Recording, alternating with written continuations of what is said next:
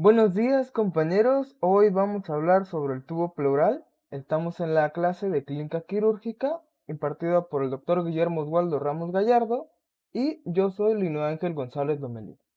Bien, primero que nada, se le puede decir tubo pleural o incluso drenaje torácico, ya que el objetivo de este es drenar el contenido de la cavidad pleural, ya sea aire o líquido. Este se indica absolutamente en neumotórax precipitantes, un derrame pleural para un neumótico complicado, incluso un empiema, hemotórax o quilotórax.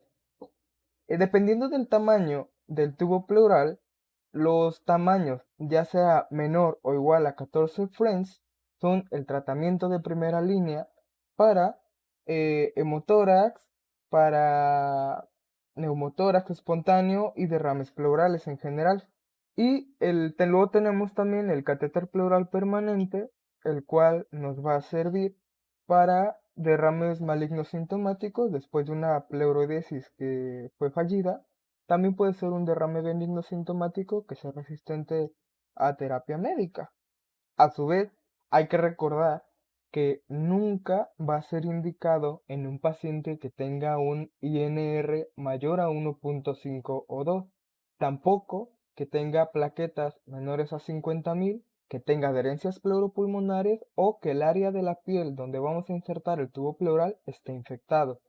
Ahora, ¿qué hay que hacer antes de colocar la sonda? Primero que nada, hay que ver el estado general del paciente. Después, algo que nos va a ayudar muchísimo va a ser la técnica de imagen.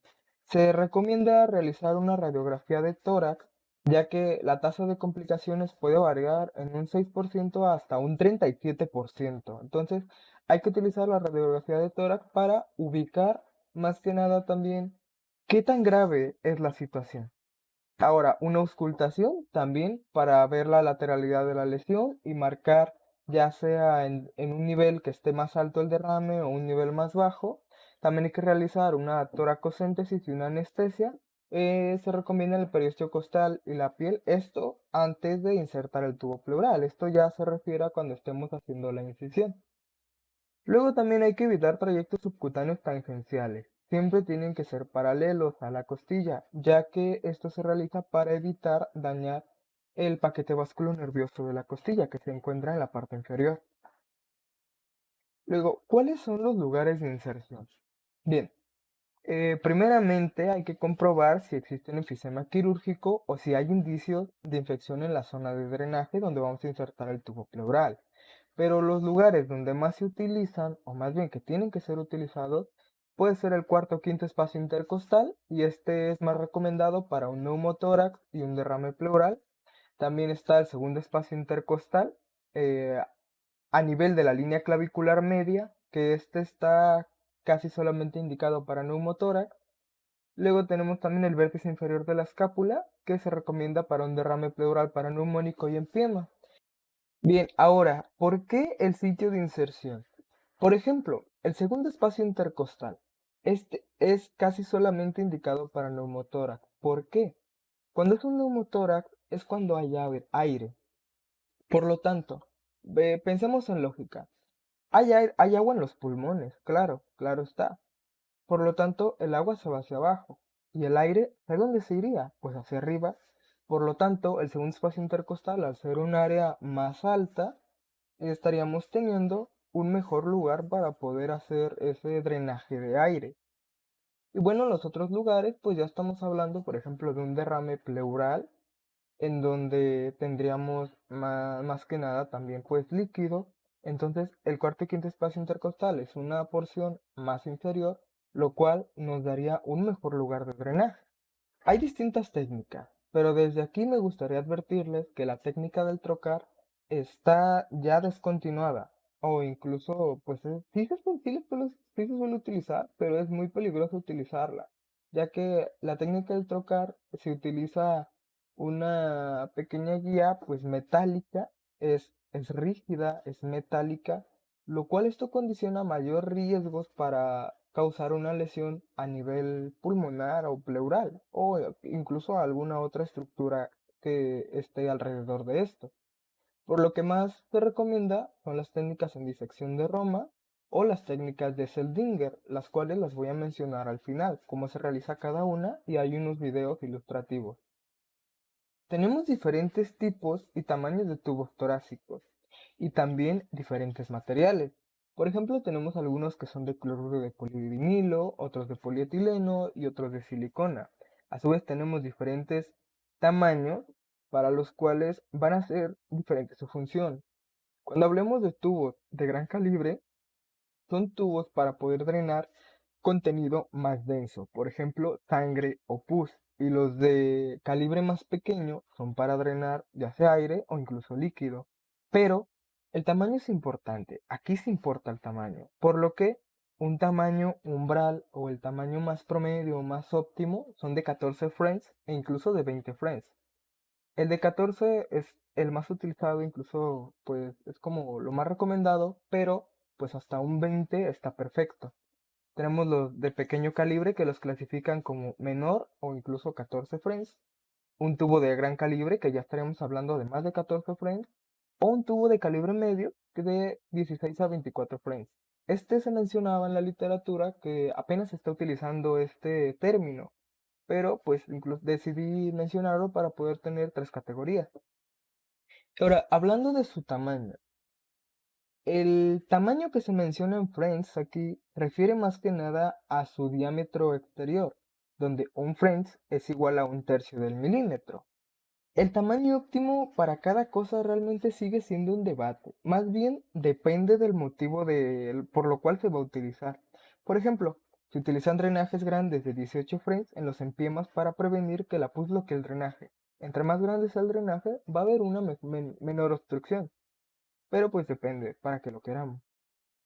También tienen diferente forma. Hay algunos que son rectos, como lo podemos ver en la imagen izquierda, o hay algunos otros que son enrollados, como lo podemos ver en la imagen derecha, y este correspondía a un catéter pleural permanente. Todos tienen una franja radiopaca con un espacio para marcar el orificio del drenaje más proximal, y algunos tienen un lumen doble, y el pequeño se suele utilizar para la irrigación. Aquí hablando de los tamaños, cuando se recomiendan tubos de gran calibre, como de 20 frames o incluso más, estos se van a hacer más que nada porque hay preocupación por una fuga de aire continua cuando hay un neumotórax traumático, o incluso puede hacer cuando hay un neumotórax diatrógeno por barotrauma, cuando hay un neumotórax en general, o incluso cuando hay un drenaje posoperatorio en la cavidad torácica. Y ahora sí, hablando del catéter pleural permanente, es fenestrado, tiene un tamaño de 15.5 frames, 66 centímetros de longitud con orificios laterales que se tunelizan para evitar el desplazamiento de la infección. Y este pues se suele utilizar para otras cosas, pero este se utiliza porque como es de uso permanente o un uso más prolongado, pues esto es porque también se puede realizar la administración de algunos fármacos como antibióticos, etcétera. Ahora bien, hay distintos tipos de sistemas de drenaje. Estamos hablando ya de los dispositivos que se van a utilizar para drenar con el tubo pleural. Y el tubo pleural obviamente va conectado a estos dispositivos. Tenemos el primero, que es la válvula de Heimlich, la cual tiene una pequeña válvula de aleteo que se ocluye cuando se inspira para que no entre aire al espacio pleural y en la expiración que salga el aire o el líquido del espacio pleural. Y este suele ser un tratamiento ambulatorio en neumotórax o incluso en neumotórax a tensión. Luego tenemos los drenajes torácicos de tres compartimientos, los cuales son los más utilizados. Se dividen en tres compartimientos, como ya lo mencioné. Me gustaría poner mi punto láser, me parece que si lo pueden ver. Tenemos este que sería la D, que sería toda esta parte. Esto sería la cámara de recolección, en la cual se va a realizar drenaje de aire o de líquido. Aquí es donde se drena todo. Luego tenemos la cámara de sellado de agua, en la cual tiene una columna de agua que evita que el aire que se inspira vaya hacia la cavidad pleural. Y luego tenemos la cámara de control de succión, que sería esta de aquí, la cual va a recoger y medir el líquido pleural. Y aquí, por ejemplo, en la cámara de sellado de agua, si hay un burbujeo constante Esto implicaría que hay una fuga de aire. Y esto se puede ver también cuando el paciente está tosiendo. Y si hay también una fluctuación de la cámara sellada de agua, es decir, estamos hablando de la permeabilidad del tubo torácico, si hay cero, significa que está ocluido. También tenemos el sistema de drenaje digital. Este se suele utilizar más que nada en el neumotórax y es posterior a una cirugía torácica. Estos dan un registro digital continuo de la fuga de aire, del drenaje de los líquidos y también la presión intrapleural. Y el sistema interviene solo cuando es necesario para lograr un valor deseado. Estamos hablando ya de presión intratorácica, fuga de aire y también drenaje de los líquidos. Estos permiten que el paciente pueda deambular y aminoran el tiempo de tener el tubo torácico, lo cual es una muy buena opción. Y luego también tenemos las botellas de vacío, las cuales son casi solamente utilizadas cuando hay un catéter peroral permanente. Esto es prácticamente lo que siempre se tiene que tener cuando se va a insertar un tubo pleural. Por el lado derecho les puse cuáles son los tubos pleurales tipo Argyle, ya que son los más convencionales.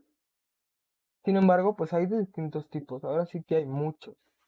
Sin embargo, estos son los más convencionales. Y bueno, primero que nada, pues tener un tubo pleural. Aquí tenemos en la lista el tipo Argyle. También tenemos que tener pavidón ayudada o clorexidina para poder realizar una asepsia eficiente, una jeringa de 10 mililitros, una aguja intramuscular, lidocaína o mepivacaína, 1 o 2% en una ampolla de 10 mililitros, un bisturí, una pinza de mosquito, unos guantes estériles, un paño estéril, una seda del cero con aguda recta. Y también mencionar que pues la persona que va a intervenir, ya sea el médico, necesita tener el equipo adecuado. Ya estamos hablando, pues, de tener los guantes necesarios, de tener los campos adecuados, de presentar con cubrebocas, que es muy importante también, tener también la vestimenta adecuada. Ya estamos hablando de una bata quirúrgica. Bien, ahora, ¿cuáles son las técnicas de colocación? La técnica va a depender también del calibre del tubo, ya que tubos de pequeño calibre y mediano van a ser más adecuadas la técnica de Seldinger.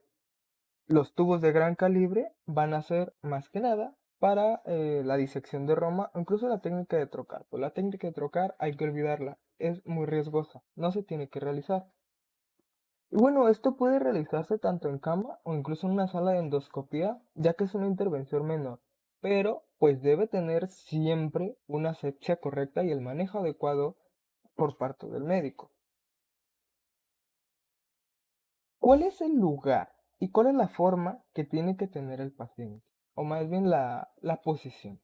Primeramente, el paciente pues tiene que estar boca arriba, tiene su brazo de donde se va a realizar el drenaje torácico, tiene que estar ipsilateral, es decir, debe de estar arriba y su brazo pues puede estar atrás de su nuca para sostener su cabeza si así lo desea. Lo que buscamos aquí es que la línea axilar media esté libre y que podamos trabajar con ella, ya que donde se va a insertar o donde se va a hacer la incisión va a ser pues ya sea en el lugar adecuado donde lo vayamos a poner, ya sea el cuarto o quinto espacio intercostal, pero tiene que ser a nivel de la línea axilar media y el paciente tiene que estar en un ángulo de 45 a 60 grados, o también podemos verlo como una posición semi-Fowler. Tenemos también que para lesiones torácicas penetrantes, pues podemos realizar una profilaxis antibiótica con una dosis única de cefazolina, 2 gramos intravenosa, ya que es una intervención un poco más mayor que una simple colocación de tubo pleural. También algo muy importante es que está recomendado la ecografía torácica como guía para inserción.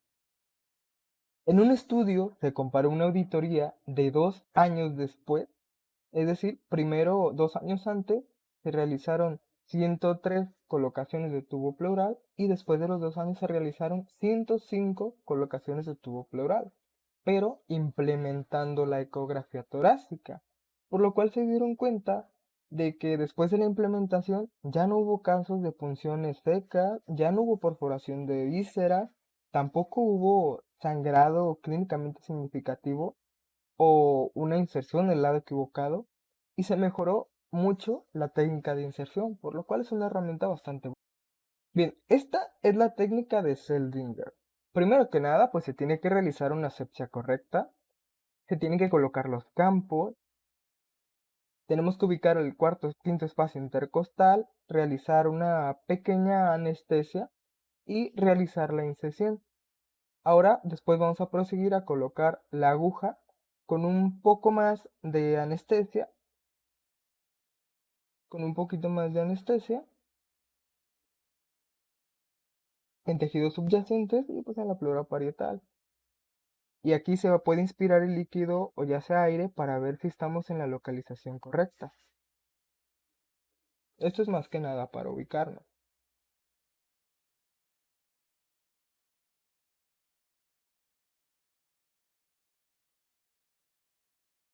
Posteriormente se retira la jeringa y se coloca la guía,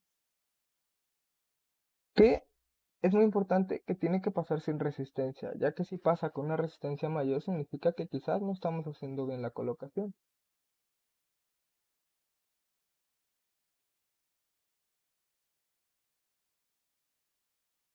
Bien, posteriormente retiramos la aguja, nos quedamos con el cable guía y administramos un poco más de anestesia.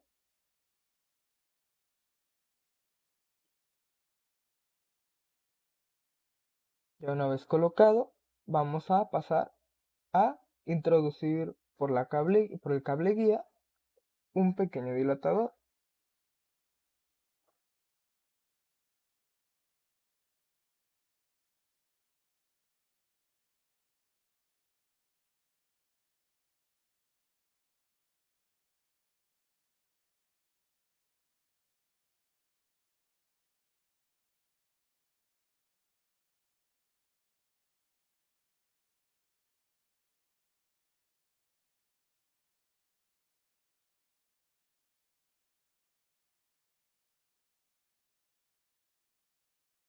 Una vez hecho, se retira el dilatador y se pasa a colocar el tubo torácico.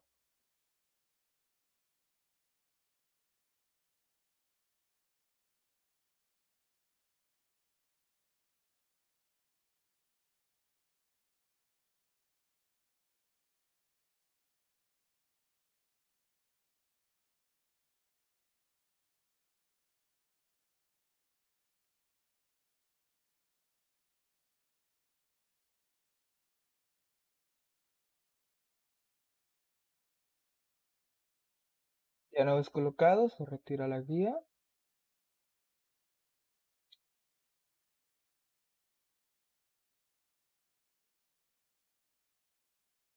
y podemos realizar una pequeña sutura para poder colocar el tubo pleural un poco mejor. A su vez, antes de colocarlo a la válvula, podemos con las pinzas mosquito pinzar un poquito el tubo para que no salga el líquido, vaya, antes de realizar poner la válvula. A su vez, si el bloqueo es preocupante para el personal, se pueden realizar enjuagues cada 8 a 12 horas con 20 mililitros de solución salina. Y bueno, pues se pone la sutura y también se pone un apósito para asegurar la posición del tubo. Esto es la técnica en disección Roma. Aquí vamos a realizar también una asepsia correctamente. Vamos a colocar los campos estériles.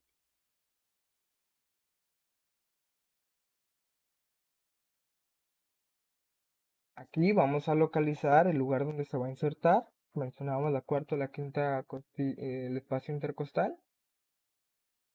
Aquí se va a realizar una pequeña toracosíntesis con la jeringa de anestesia, siempre sobre el borde superior de la costilla inferior.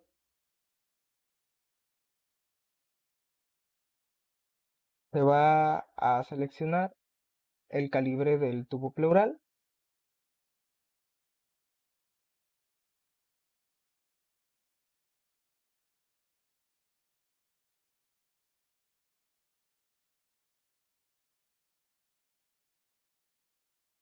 Aquí se realiza una incisión con el bisturí, un centímetro de longitud aproximadamente. Siempre tiene que ser paralelo a la costilla, así vamos a evitar dañar el paquete vasculonervioso de la costilla. Una vez hecho esto, con la pinza mosquito, vamos a disecar los tejidos subcutáneos y los planos musculares hasta el reborde costal. También se puede introducir un dedo, como lo va a hacer en este momento.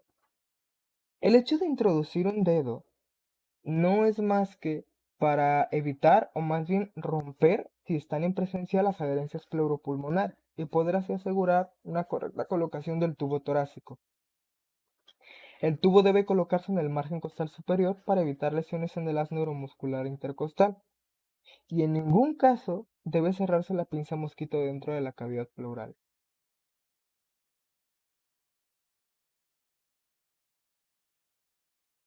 Ahora, aquí depende la técnica.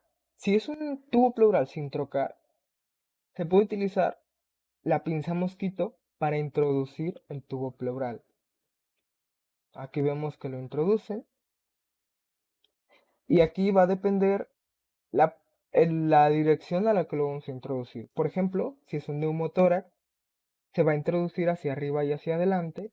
Si es un derrame pleural, hacia abajo y hacia atrás. Esto es más que nada dependiendo de si es aire o si es líquido. Ya una vez colocado, bien, siempre es importante que el tubo pleural esté pinzado por la pinza mosquito antes de colocar la válvula. Si lo ven que está pinzado, aquí ya conectaron la válvula, entonces ya quitaron la pinza. Ya después se realiza una sutura, se pone un apósito para asegurar la colocación del tubo pleural. Y bien, aquí estaban utilizando uno de tres sistemas. Bien, es importante que el líquido no debe drenarse demasiado deprisa y el drenaje se debe pinzar si se drenan más de 1.5 litros en una hora para evitar la aparición de un edema pulmonar por reexposición. Ahora, para extraer el tubo torácico, esto también es sumamente importante. Esta información la extraje de un artículo publicado por una revista de pulmonología el 2018, el 1 de abril, es una revista de Cuartil 1, y su artículo es un artículo de revisión titulado como Tubo de drenaje torácico del espacio pleural. En este artículo mencionaban que los flujos de aire adecuados para extraer la onda torácica deben ser menores a 20 mililitros por 8 a 12 horas o menores a 40 mililitros por 6 horas. Y en los dispositivos de drenaje pleural analógicos convencionales se debe tener cuidado, ya que sí se puede extraer si el pulmón se expande completamente en la radiografía de tórax con succión y no hay burbujas en la cámara de sellado de agua, ya que si hay burbujas en la cámara de sellado de agua y se intenta pinzar el tubo pleural para retirarlo, puede causar un neumotórax a tensión.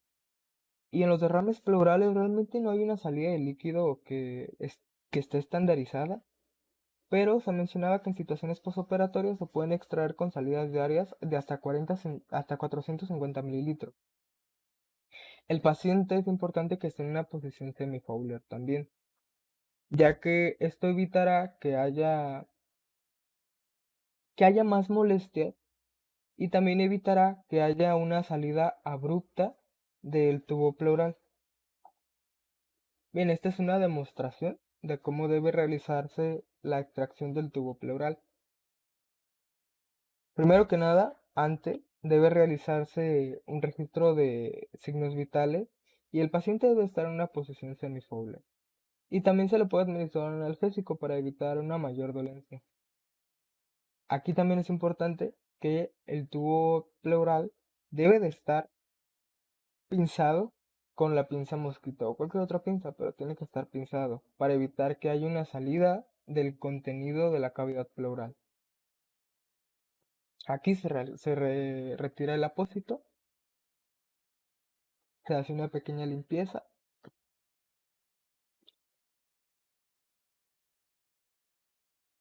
también una pequeña asepsia con isodine, ve delicadamente, se retiran los puntos Y aquí es muy importante que se realice con la maniobra de Valsalva. ¿Qué es la maniobra de Valsalva? Esta maniobra se realiza diciéndole al paciente que aguante la respiración y haga un poco de fuerza abdominalmente, como si estuviera aguantando la respiración. Bien, la maniobra de Valsalva, de hecho, si buscan la definición, la encontrarán, que es cuando se busca destapar los oídos, sacar el aire, tapándote la nariz y intentando que salga por las orejas. Pero aquí lo que hará es que provocará una ligera exhalación que va a hacer que aumente la presión intrapulmonar y eso evitará que el aire sea aspirado hacia el interior del espacio pleural durante la retirada de la sonda. Y esto debe hacerse rápidamente, como se observa aquí. Se retira, se coloca un apósito estéril y después se monitorea al paciente. Debe estar monitoreado. Tenemos que tomar los signos vitales, realizar una placa de tórax para ver que todo esté bien y también podemos valorar la expansión pulmonar. Y eso sería todo de mi parte, compañeros.